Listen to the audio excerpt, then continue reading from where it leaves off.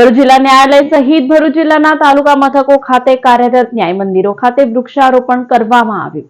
જિલ્લા ન્યાયાલયના પટાંગણમાં મુખ્ય જિલ્લા ન્યાયાધીશ અને જિલ્લા કાનૂની સેવા સત્તામંડળના ચેરમેન આર.કે. દેસાઈના વડપણ હેઠળ કાર્યક્રમ યોજાયો।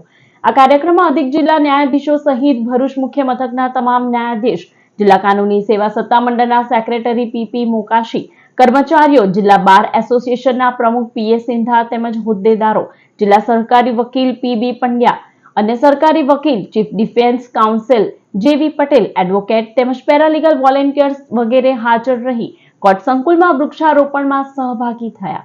આજ રોજ વિશ્વ પર્યાવરણના દિવસના નિમિત્તે ભરૂચ ડિસ્ટ્રિક્ટ કોર્ટના પરિસરમાં ડિસ્ટ્રિક્ટ જજ સાહેબ તથા અન્ય જજ સાહેબ અને વકીલ મિત્રોની હાજરીમાં વૃક્ષારોપણનું આયોજન કરવામાં આવ્યું છે અને આજ રોજ તમામે નિર્ધાર કર્યો છે કે દરેક વકીલ મિત્ર અમારો આજથી દર વર્ષે 2 છોડ વાવી એનું જતન કરીને પર્યાવરણને સમતુલા જાળવવાનો પ્રયત્ન કરશે તેવો આજ રોજ અમે તમામ વકીલ મિત્રોએ સાથે મળીને નિર્ધાર કર્યો છે।